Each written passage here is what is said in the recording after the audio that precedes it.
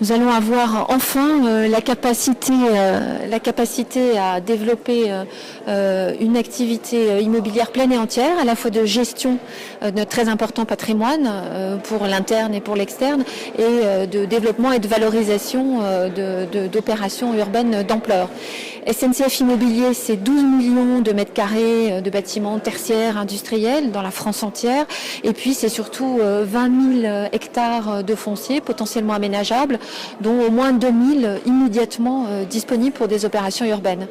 Donc, une création de richesse potentielle extrêmement importante, à la fois évidemment en termes financiers pour le groupe SNCF, qui en a bien besoin pour financer ses investissements, ses besoins d'investissement dans le transport, et puis aussi une création de richesse publique, parce que en transformant ces emprises, on participe directement au développement des grandes villes françaises.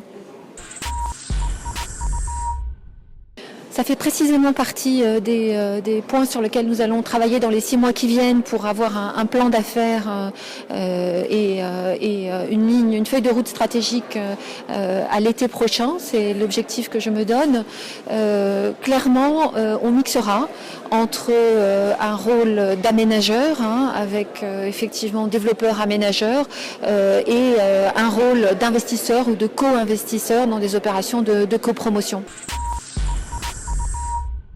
Paris est à tout point de vue, l'Île-de-France est à tout point de vue une zone stratégique pour nous. C'est une zone stratégique d'abord en termes de transport, avec des projets de développement qui sont extrêmement importants, et sur le RER et avec le métro du Grand Paris. Donc un travail à faire sur les réserves foncières dont nous avons besoin pour servir ces besoins de transport.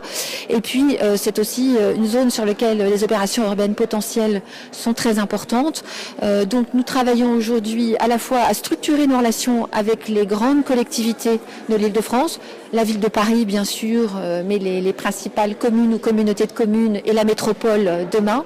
Et puis aussi, nous avons engagé un travail de collaboration très structuré et qui devrait se traduire par une convention au CIMI prochainement avec la Société du Grand Paris pour articuler nos interventions.